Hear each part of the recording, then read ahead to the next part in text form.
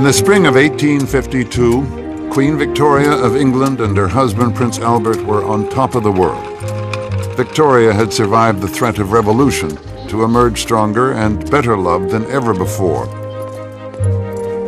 The British would now embark on the greatest period of expansion in their history.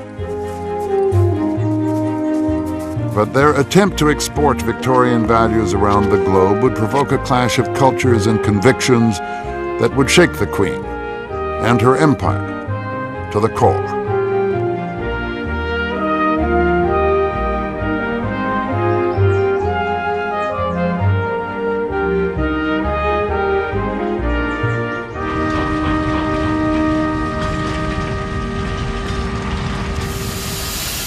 In the course of Victoria's long reign, 16 million Britons would leave the mother country for a new life overseas. Each of them, whether they were searching for fame or fortune, love or adventure, would help to make the empire of Queen Victoria the widest and most powerful the world has ever seen.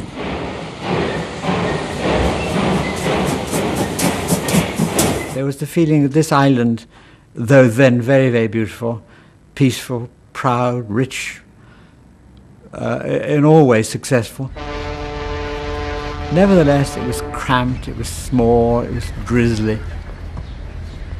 And over there, you know, at the end of the shipping routes, there was somewhere warm and hot and exciting. Temple bells rang, and ships sailed over limitless seas, and soldiers fought. It was a marvelous vision for somebody growing up in this little island here.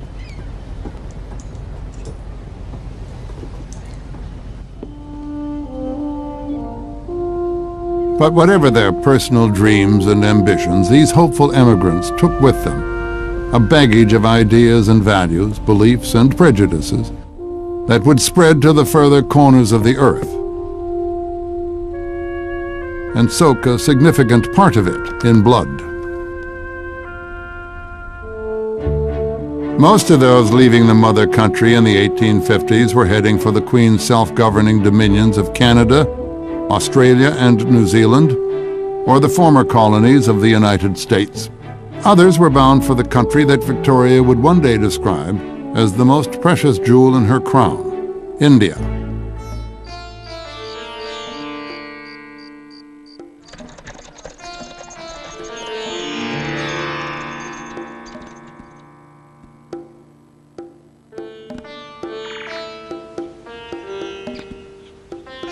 India was the greatest overseas territory that any empire has ever possessed.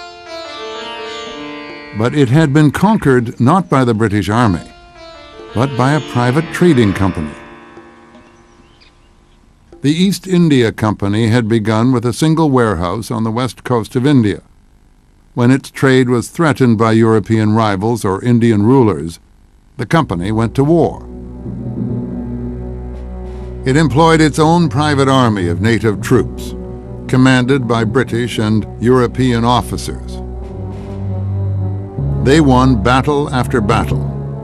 With each victory, thousands of new Indian recruits came over from the ranks of their defeated opponents. They swore an oath to their new employer. To serve the Honourable Company faithfully and truly against all their enemies, while I continue to receive their pay and eat their salt. That oath of loyalty was the most important single strand binding the British to India, and the most vulnerable. By the time of Victoria, the East India Company, with its vast native army, controlled a swath of territory across India 10 times the size of the British Isles, and with 5 times the population. The merchant adventurers had become conquerors, and to the victors went the spoils. The hookah-smoking agents or nabobs of the East India Company became a byword for splendid living and riches beyond the dreams of their countrymen in England. They were generally well-educated, upper-middle-class Englishmen who went out partly to make money, as they nearly always did, but also to have fun and to have excitement. and have a bit of romance, and to go somewhere where the horizons were wider and the opportunities were greater and the loot was better. There was no improving intention. They weren't bigoted at all, so many of them had Indian friends. Some of them had Indian wives. A lot of them had Indian mistresses and produced many Anglo-Indian children.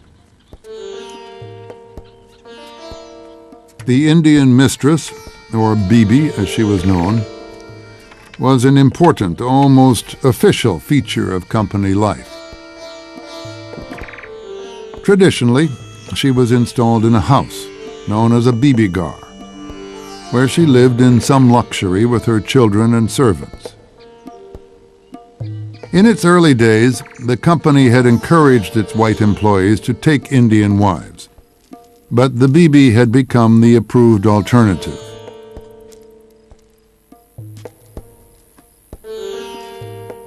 Bibis steadied the men, it was argued, and rooted the company in Indian soil. One officer wrote wistfully of the bibis, "They are so amusingly playful, so anxious to please a person, one shrinks from the idea of encountering the whims or yielding to the furies of an Englishwoman." One Englishwoman in particular was not amused. The high-spirited young woman who had become Queen of England at 18 had matured into a proud and sometimes priggish wife and mother. She and Prince Albert believed in what would become known as Victorian values, in particular the sanctity of home and family and the supremacy of the Protestant religion.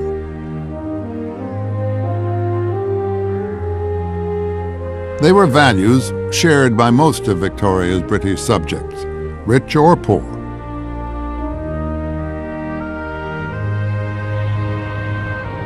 Despite the squalor and poverty of their own cities, the Victorians began to see themselves as God's chosen people,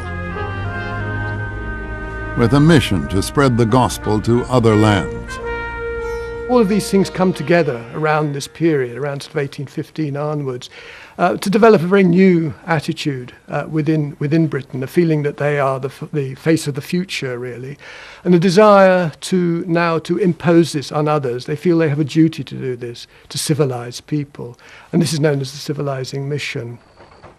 And from this date onwards, really, there is a great change in the attitude of the British to the Indian people.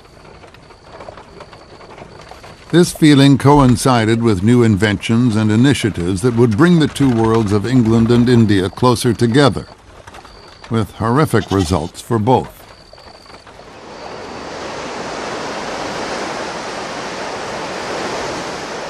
In the days before the Suez Canal, the passage from England to India was round the southern tip of Africa, a journey of some 14,000 miles that could take up to 6 months by sailing ship.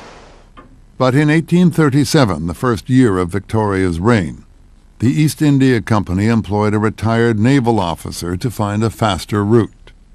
Thomas Waghorn was typical of the Victorians who would expand the British Empire. Part adventurer, part visionary, part man of business.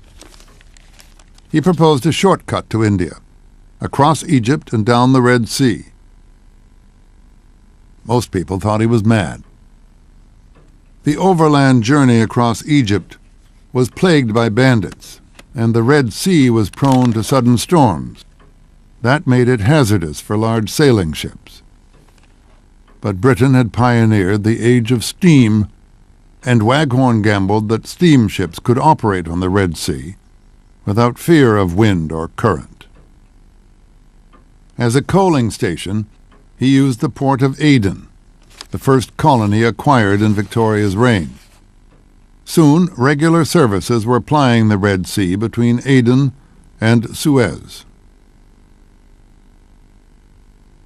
More traditional methods were employed to smooth the journey across Egypt: camels, carriages, and hefty bribes to buy off the bandits. Before long, Waghorn was running a thriving business. But his shortcut to the Orient would stir up unexpected trouble in India.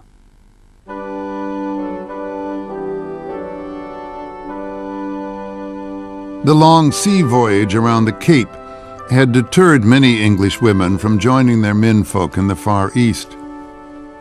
But Waghorn's shortcut made the passage to India much easier for them. In addition to the wives came thousands of young women who hoped to attract one of the company's eligible bachelors.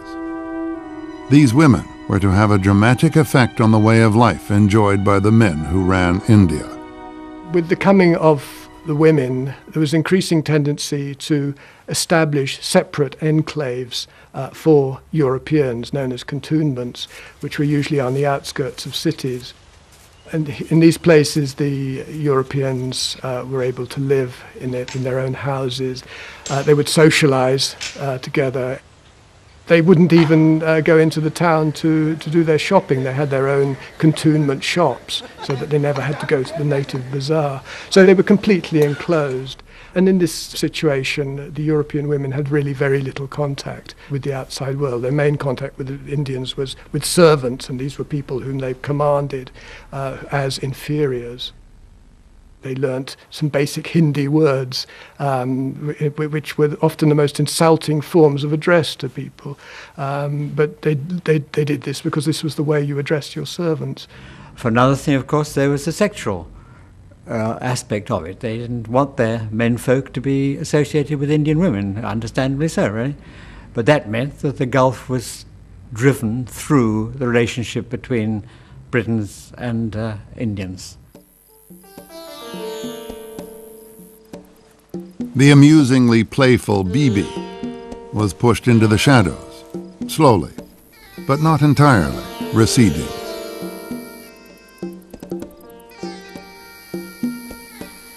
Now, instead of spending his off-duty hours in the Bibi Gar or with his men in the native quarters, the company officer was expected to retire to his bungalow and the bosom of his English family.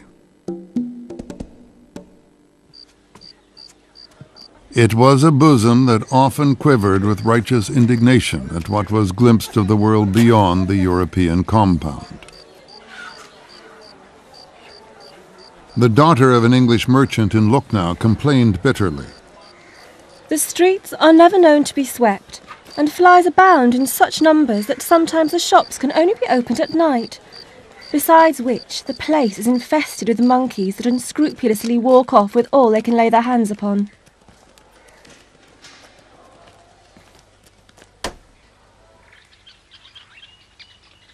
Such women were scandalized by tales of the pleasures sampled by the native rulers in the privacy of their royal palaces, and by those more widely available in the natch houses of the native quarters.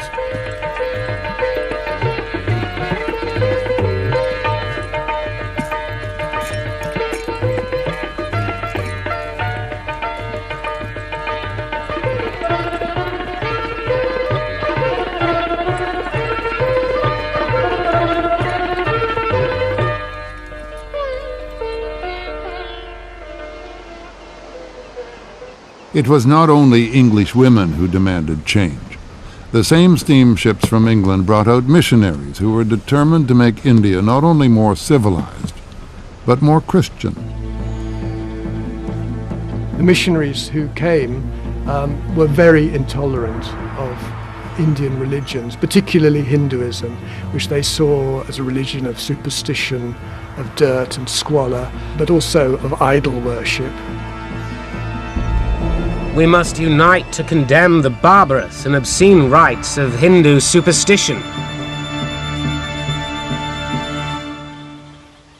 The chairman of the East India Company, himself a fervent evangelist, suggested that the company might do more in India than just make money. We might diffuse among their inhabitants, long sunk in darkness, vice, misery, the light and benign influence of the truth. There were obviously some practices carried on in India which were, by any standards, reprehensible.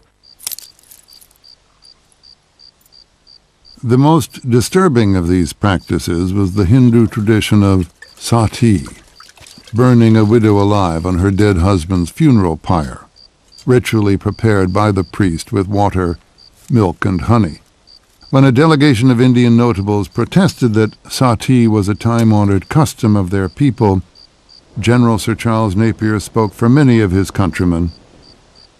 My people too have a custom. When men burn women alive, we hang them.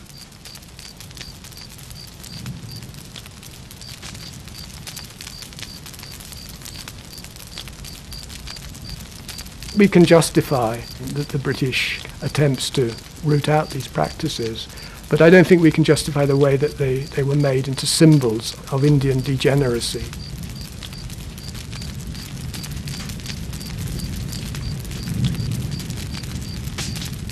They were contemptuous of Indian beliefs, openly ridiculed Indian religions and customs, and behaved in a way which suggested to a lot of Indians that the momentum of change was quickening and that it was unstoppable.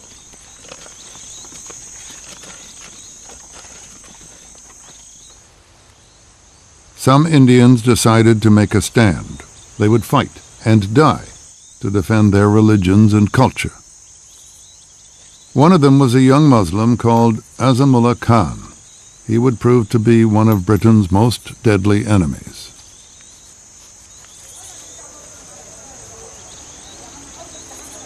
Azimullah's dealings with the British began as a child when he was brought by his mother to a Christian mission in the north of India.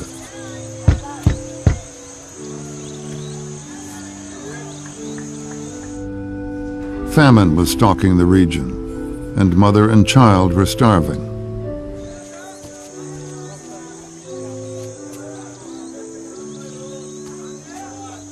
The mission took them in.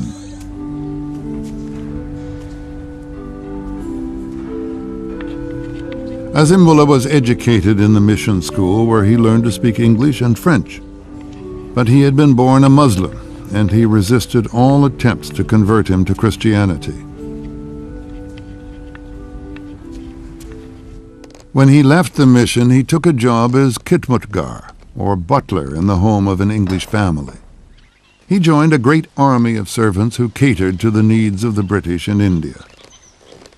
From the relays of punkawallas who fanned the air in the stifling bungalows, to the trusted ayahs who looked after the children, and to the lofty khidmatgars who served at table. Many remained faithful to their British families through a lifetime of service. But others nursed a bitter, even murderous resentment against the sahibs and mem-sahibs whose whims they had to satisfy. Such a man was Azimullah Khan.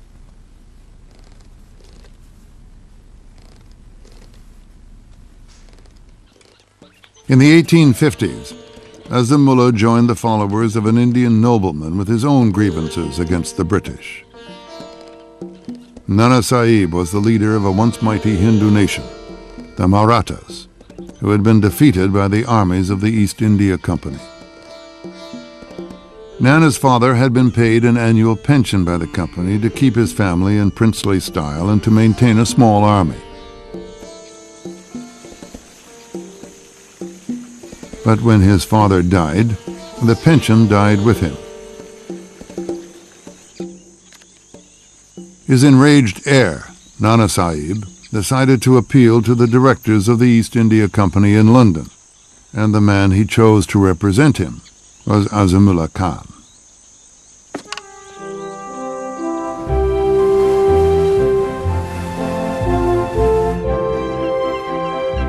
In 1853, Azimullah traveled to Britain, expecting to see the great source of power that had so impressed Muslim writers before him. It cannot be without the will of that one supreme being that this small island, which seems on the globe like a mole on the body of man, should command the greater part of the world and keep the rest in awe.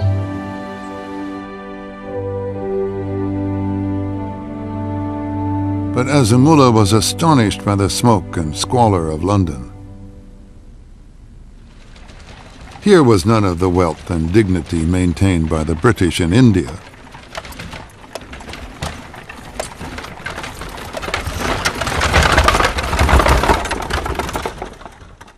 Instead, he saw the drunks and the whores, the beggars and the street urchins.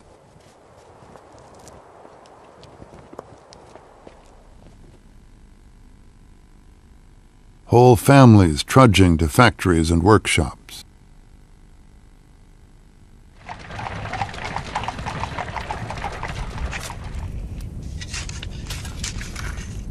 In the engine room of empire, the smoke and the dirt blinded Azimullah to the power and the wealth.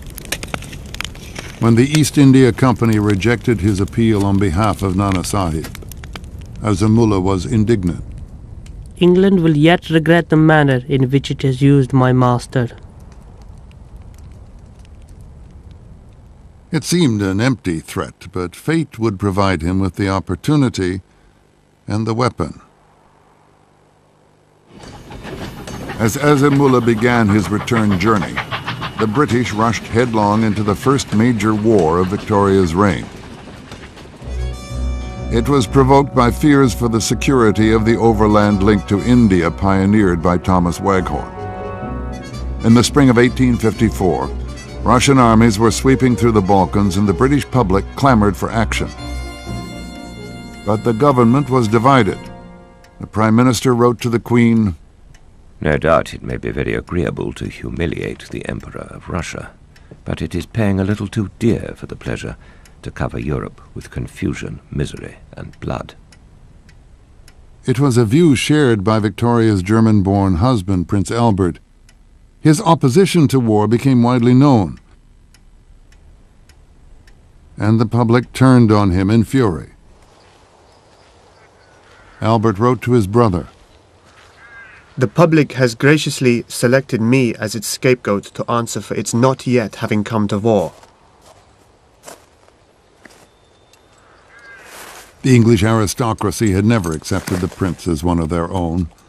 They sneered at his dress, the open-necked collar and the thigh-length boots he wore to go hunting. Not the English style at all. A letter to the Times wryly speculated on the reasons he was disliked by the upper classes. "He does not gamble, does not use offensive language, and does not keep an opera dancer." The Queen suggested another. "It is that unbounded dislike in England of foreigners, which breaks out continually and is very painful." A damaging rumor was circulated that Albert was secretly in the pay of the Russians. Albert did not want war. He felt that whatever was going to happen could be settled peacefully. And when he tried to settle it peacefully, when he tried to get the nations to think in terms of a conference to end the war, he found that people saw him as pro-Russian. And at one point there was a rumor spreading about London that Albert had been arrested as a spy, and thousands of people went to the Tower of London to stare up and see where Albert was, peering out of a window perhaps, a barred window in the tower. Of course he wasn't there. This was nonsense. But it gives you an idea of how Albert was thought of at that time. From somewhat more comfortable quarters in the royal palace of Windsor, the prince wrote to friends in Germany. "We might fancy we are living in a madhouse. The stupidest trash is babbled to the public, so stupid you would not give it to the pigs to litter in." The madness against Albert passed, but not the fever for war. In March 1854, a British fleet sailed for the Black Sea with 30,000 troops. They joined French and Turkish forces in an attack on the Russian naval base of Sebastopol in the Crimea. With the outbreak of hostilities, Albert knew where his duty lay. He embarked for France to review the troops assembled for dispatch to the Crimea and cement the shaky alliance with the French Emperor. Charles Dickens was on vacation in France when he saw the two men riding past at the head of a troop of cavalry. Albert's diplomacy was a great success. Dickens saw bonfires lit all along the coast to celebrate the alliance between Britain and France.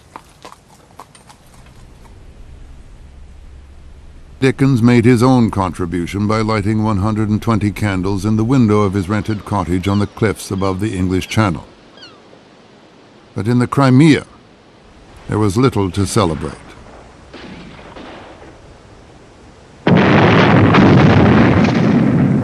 It had been 40 years since the British Army had fought a major war. It was ill-prepared and worse led.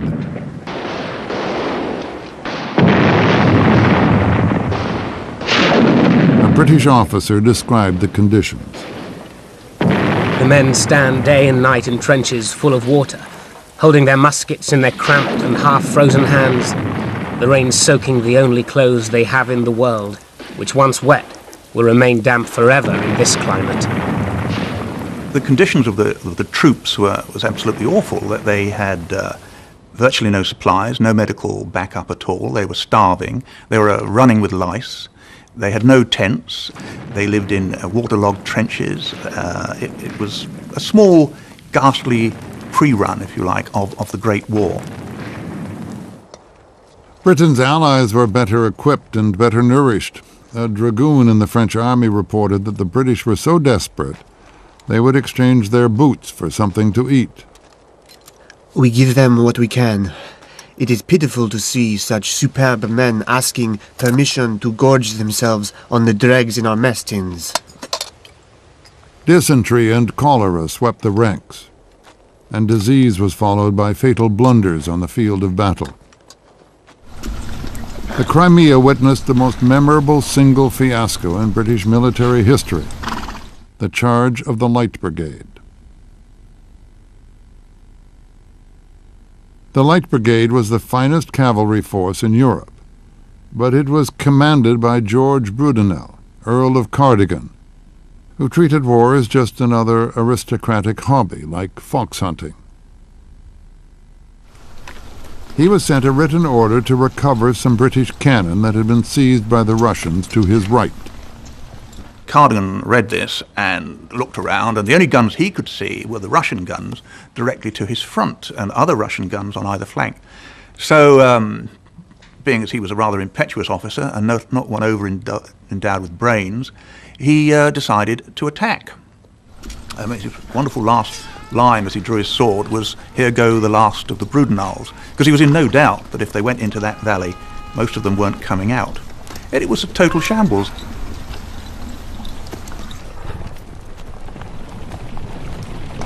Cardigan led the Light Brigade into the wrong valley, a valley lined on three sides with Russian artillery.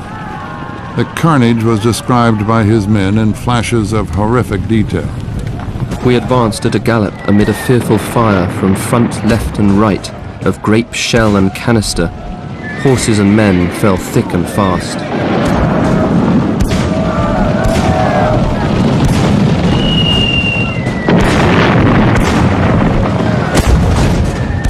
Bleeding objects in one's path. Sometimes a man, sometimes a horse.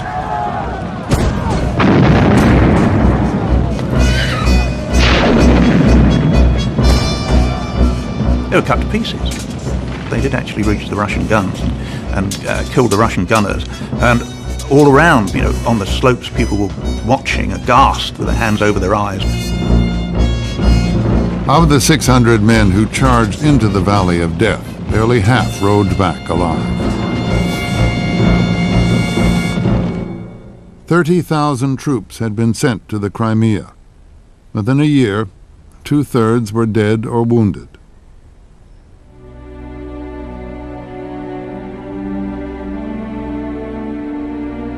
For the first time in the history of conflict, the suffering of the men and the failings of the generals were described in graphic detail to the public at home.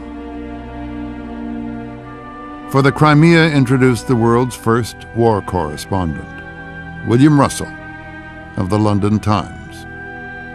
The noblest army ever sent from these shores has been sacrificed to the grossest mismanagement. Incompetence, lethargy and stupidity reign, revel and riot in the camp before Sebastopol and in the hospitals of Scutari. Among the millions who read Russell's dispatches was the embittered Indian envoy Azimullah Khan. As a result, he decided to make a detour on his way back to India to see for himself what was happening to the British Army in the Crimea. He toured the hospitals where a woman called Florence Nightingale was fighting to save the lives of the British wounded and bring some order to the chaos. Even in the slums of London, Azimullah had never seen the British brought so low.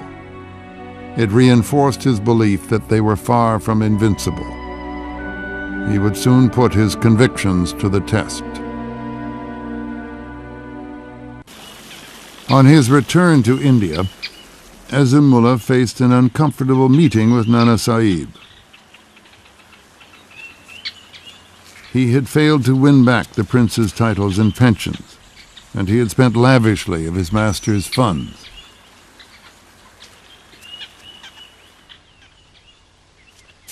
But Azimullah had rehearsed an argument that he hoped would save him from Nana Sahib's displeasure. The British were finished, he claimed. All they needed was a final push, and then the disinherited ruler could take all that was due to him, and more. He could exact a savage revenge for all the humiliations heaped upon him by the East India Company. Over the next few months, Azimullah's agents joined other dissident Indians in a campaign of rumor and subversion. They fanned the smoldering resentment aroused by the evangelists who appeared to threaten the sacred beliefs of Hindu and Muslim alike. They whispered that the British had been defeated in the Crimea and that a Russian army was now advancing on India.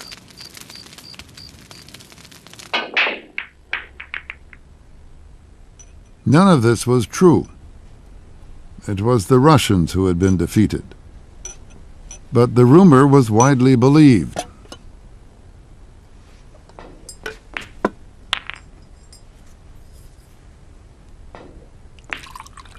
The British agents of the East India Company were puzzled and alarmed. As tensions rose, they tried to keep their fears from their families. But their only security rested in the native troops of the East India Company. Sikhs, Gurkhas, Pathans, Hindus, and Muslims. By the 1850s, their ranks had swollen to over 260,000. More than 10 times the number of British soldiers stationed in India, and more than twice the size of the entire British army around the world. Their loyalty was vital if the British were to remain in India, and in the wake of the Crimean War, the company made a seemingly trivial decision that would prove disastrous.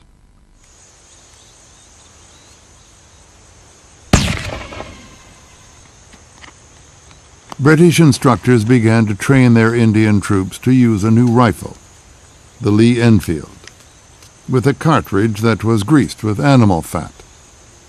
A rumor spread that the grease was made from a mixture of beef and pork, one forbidden to Hindus, the other to Muslims. It triggered a revolt known to the British as the Indian Mutiny, and to the Indians as the First War of Independence. The immediate reason for the revolt was the belief amongst many of the Indian soldiers that they were being polluted deliberately by the British with the cartridges which had either beef or pork fat. However, once it actually started, a whole range of grievances came to the fore, which were connected with the things that the British had been doing in the preceding 30 years. The revolt began in the garrison town of Meerut in the far north, when 90 troopers refused to handle the new cartridges. The soldiers were publicly stripped of their uniforms and sentenced to 10 years hard labor. The next day was a Sunday, May the 10th, 1857. As the British settled down after the church service, their slumbers were disturbed by the sound of gunfire. Native troops had stormed the prison and released their 90 comrades. Then, joined by a mob from the bazaar, they charged into the British quarter. Barracks and bungalows were torched. Men, women, and children were slaughtered. The Great Mutiny had begun.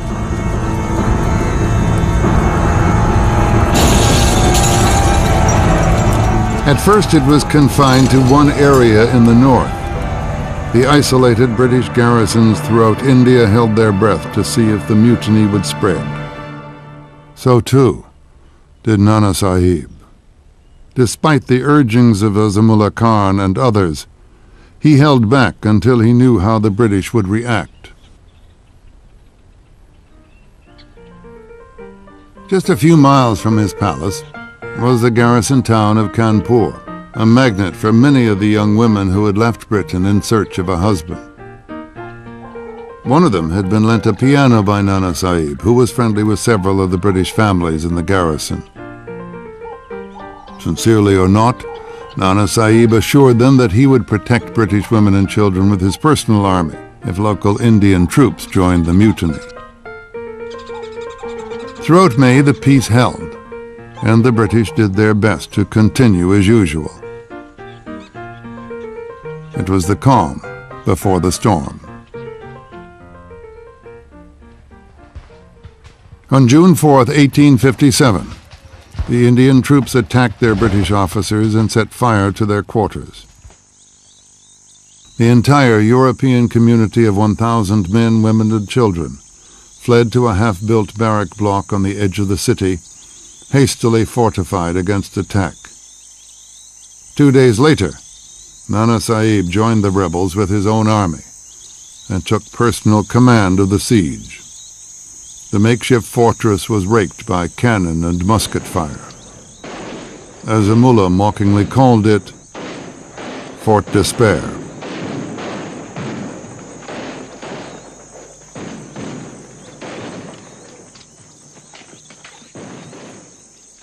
On June 10th, news of the revolt reached Britain, and 30,000 troops were sent to deal with the crisis.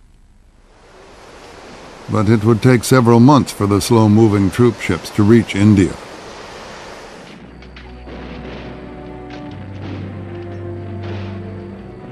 Meanwhile, at Kanpur and nearby Lucknow, the beleaguered British garrisons held out week after week under constant bombardment.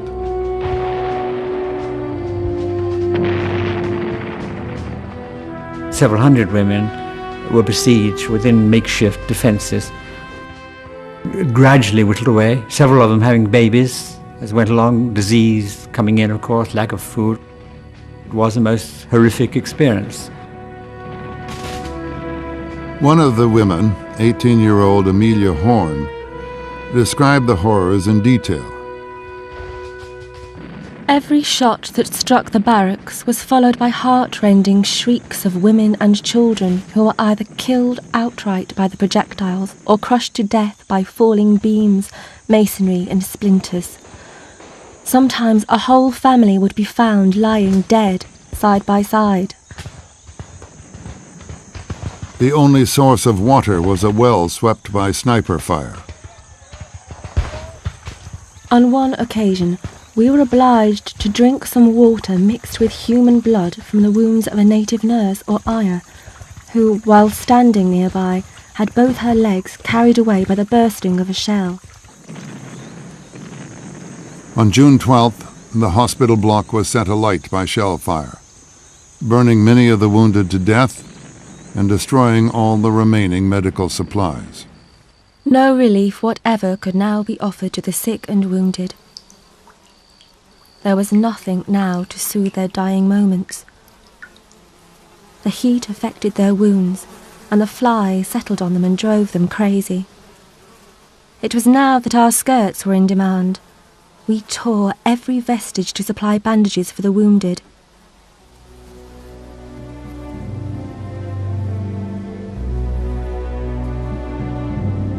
On the 25th of June, 1857, Nana Sahib offered a deal. If the British would move out, he guaranteed safe conduct for the survivors to leave Kanpur by boat down the river Ganges. They had no choice but to accept.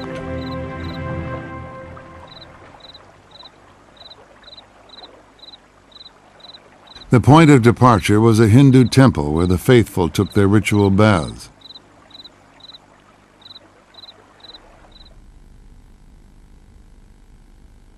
A fleet of boats had been assembled with native crews to punt the survivors to safety. Thatched awnings protected them from the heat of the sun. But as the Europeans climbed aboard, the boatmen leapt ashore, scattering burning embers from their cooking stoves. Hundreds of native troops emerged from hiding and fired volley after volley into the burning boats.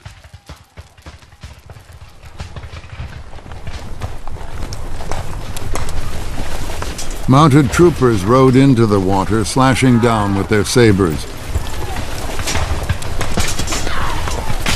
Over 500 men, women, and children died in the massacre of Kanpur.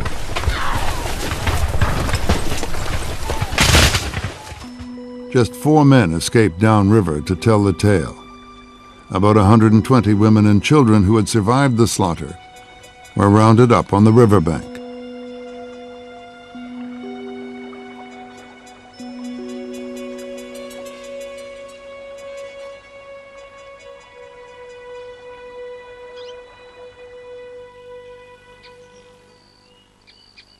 The captives were herded into a building where the Indian mistress of a British officer had once lived, known as a bibigar.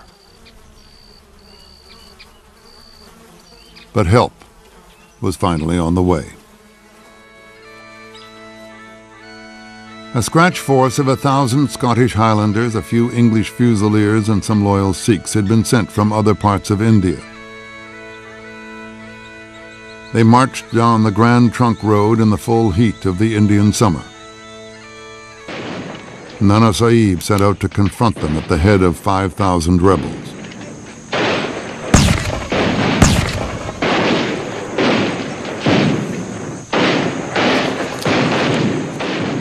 The new rifles played a key role, picking the rebels off at long range. The result was a victory for the British. The survivors fled back to the city to warn their supporters. The British are coming like mad beasts, caring for neither cannon nor musketry. At the bibigar, the number of captives had risen to 180 women and children, crowded into the 3 rooms and courtyard of the house. They included the 2 young friends who, barely 5 weeks before, had been playing chamber music on Nana Sahib's piano.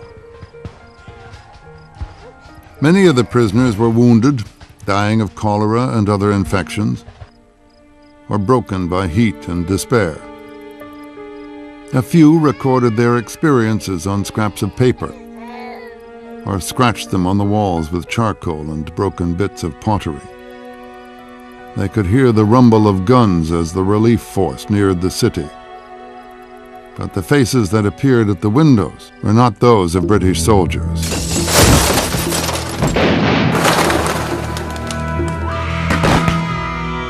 The mutineers fired 2 volleys into the crowded rooms, but sickened by the slaughter, they refused to fire again. 4 butchers were recruited from the town. It was a little before sunset when they entered the bibigar. They emerged an hour later. At the sight of them, the remaining onlookers fled into the darkness. In the morning, a party of volunteers arrived to clear the bodies. They dragged them out of the building, stripped them of their blood-soaked clothing, and threw them down a nearby well. Eyewitnesses reported that several women and children were still alive, but they were thrown in along with the mutilated corpses. I think the attacks on women can be explained in terms of a belief that the honour of a particular group was reposed in the women, and often when a group was conquered in war, women were attacked, raped, taken away into slavery, and so on. This was part of humiliating an enemy. The streets of Kanpur were deserted as the relief force entered the city. Thousands had fled before them. Loyalists directed the advance guard to the bibigar. The first to open the door was a young officer of the 78th Highlanders. He reported that the scene he saw was the most awful that the eye could behold. He was wrong. A few moments later, he found the well.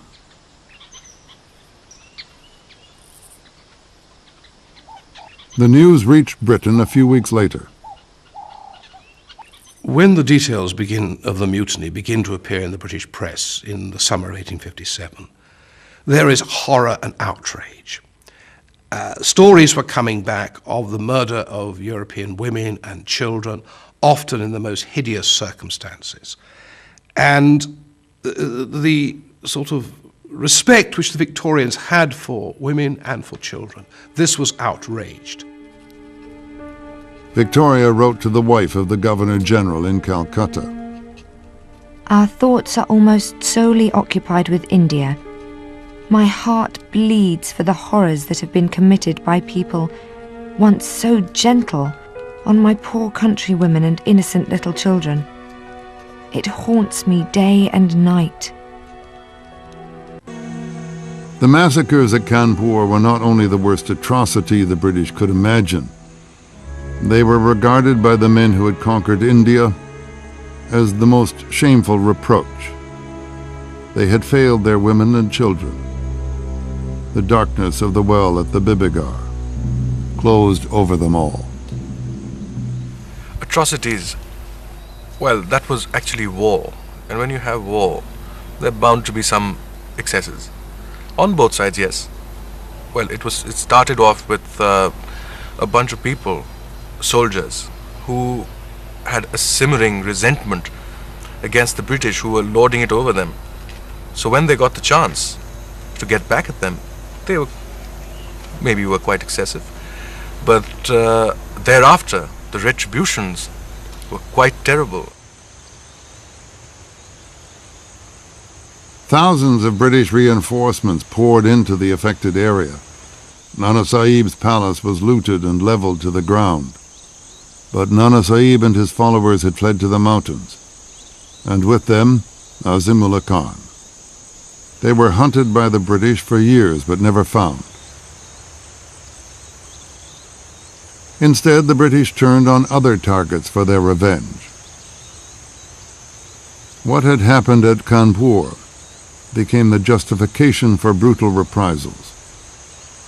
We will have people like Dickens saying, we must retaliate with the fiercest measures. Well, they could save their breath. This was already happening in India.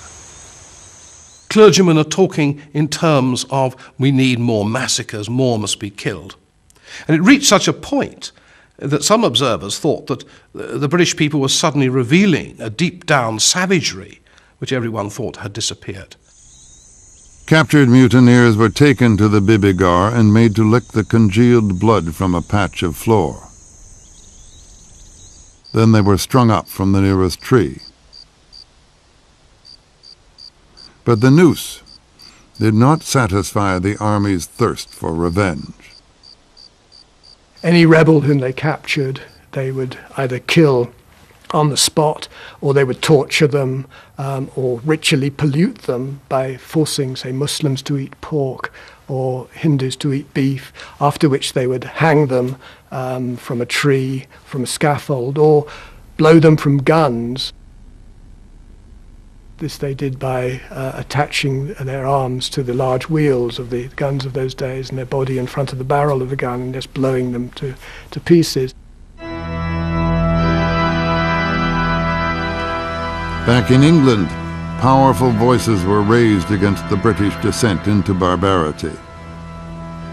At Windsor Castle, the Queen and Prince Albert sank into a deep gloom. The news from India seemed a mockery of Albert's hopes for the spread of civilized values through trade. At his urging, the Queen wrote to the Governor-General in India. I should deeply deprecate any retribution on old men, women and children, for then how could we expect any respect or esteem for us in the future?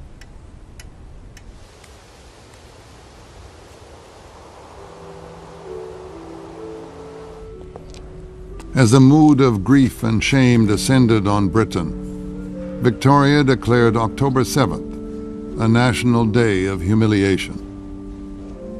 So that we and our people may humble ourselves before Almighty God in order to obtain pardon for our sins and send up prayers to the Divine Majesty for the restoration of tranquility. But one thing would not be restored. The British government decided that a country the size of India could no longer be ruled by a private trading company. Prince Albert helped draft the royal proclamation that assumed direct rule by the British Crown. He insisted, "The document should breathe feelings of generosity, benevolence, and religious toleration." The Queen agreed. In the final version, she assured her Indian subjects, "The deep attachment which Her Majesty feels to her own religion, and the comfort and happiness which she derives from its consolations, will preclude her from any attempt to interfere with the native religions, and her servants will be directed to act scrupulously in accordance with her directions. May the proclamation be the beginning of a new era, and may it draw a veil over the sad and bloody past." as a symbol of her trust in her new subjects. From then on almost every occasion she appeared in public, 2 Indian attendants would be at her side. But not the man who had been there since the early years of her reign, the man who had taught her how to rule an empire. In December 1861, Prince Albert fell ill at Windsor Castle. The Prime Minister was alarmed. The Queen was not. The Prince has had a feverish cold these last few days, which disturbed his rest at night, but Her Majesty has seen His Royal Highness similarly affected before, and hopes that in a few days it will pass off. But the Prince grew worse. The doctors suspected that he had fallen victim to a killer disease lurking in the drains of the medieval castle. Typhoid. Victoria charted his decline in snatches of anguished prose. In an agony of despair about my dearest Albert, and crying much for saw no improvement, and my dearest Albert was so listless, and took so little notice. She recorded the final scene in Albert's bedroom on December 14th, 1861. I bent over him and said to him, "It is your little wife." I took his dear left hand, which was already cold, though the breathing was quite gentle, and I knelt down by him. 2 or 3 long but perfectly gentle breaths were drawn, the hand clasping mine, and all was over. That single death in Windsor Castle was to change the course of Victoria's empire.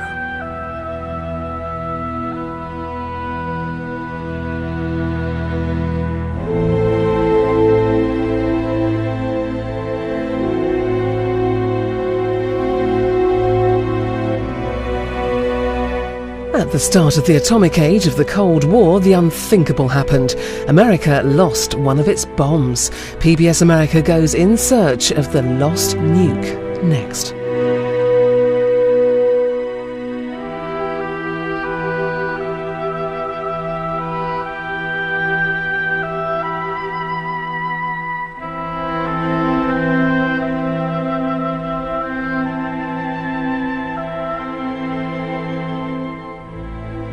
Has ever possessed.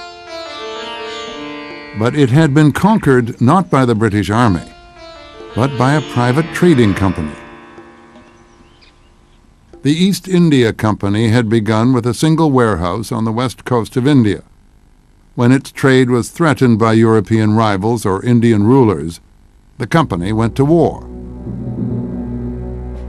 It employed its own private army of native troops, commanded by British and European officers. They won battle after battle. With each victory, thousands of new Indian recruits came over from the ranks of their defeated opponents. They swore an oath to their new employer.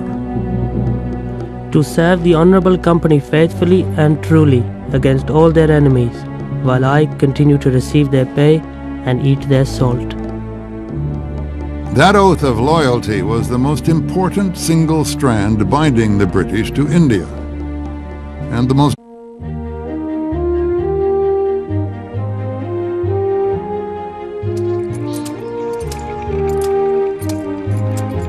In the spring of 1852, Queen Victoria of England and her husband Prince Albert were on top of the world.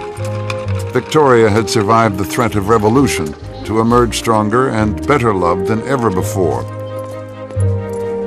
The British would now embark on the greatest period of expansion in their history.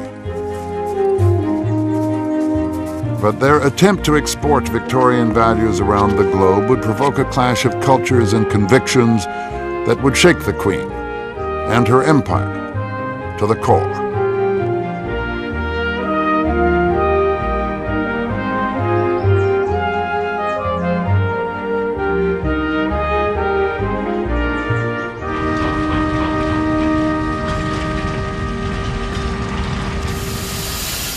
In the course of Victoria's long reign, 16 million. But whatever their personal dreams and ambitions, these hopeful emigrants took with them a baggage of ideas and values, beliefs and prejudices that would spread to the further corners of the earth and soak a significant part of it in blood. Most of those leaving the mother country in the 1850s were heading for the Queen's self-governing dominions of Canada, Australia and New Zealand, or the former colonies of the United States. Others were bound for the country that Victoria would one day describe as the most precious jewel in her crown, India.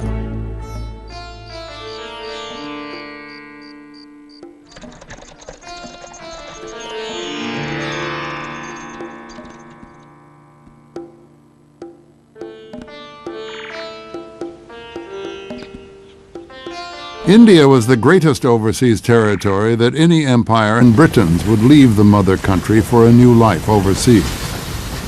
Each of them, whether they were searching for fame or fortune, love or adventure, would help to make the empire of Queen Victoria the widest and most powerful the world has ever seen.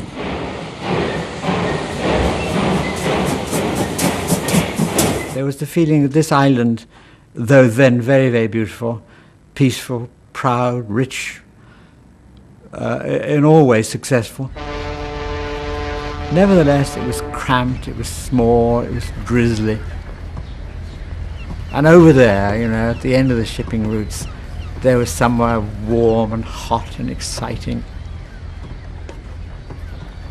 Temple bells rang, and ships sailed over limitless seas, and soldiers fought. It was a marvelous vision for somebody growing up in this little island here. Vulnerable. By the time of Victoria, the East India Company, with its vast native army, controlled a swath of territory across India 10 times the size of the British Isles and with 5 times the population. The merchant adventurers had become conquerors, and to the victors went the spoils. The hookah-smoking agents or nabobs of the East India Company became a byword for splendid living and riches beyond the dreams of their countrymen in England. They were generally well-educated, upper-middle-class Englishmen who went out partly to make money, as they nearly always did, but also to have fun and to have excitement and to have a bit of romance and to go somewhere where the horizons were wider and the opportunities were greater and the loot was better. There was no improving intention. They weren't bigoted at all, so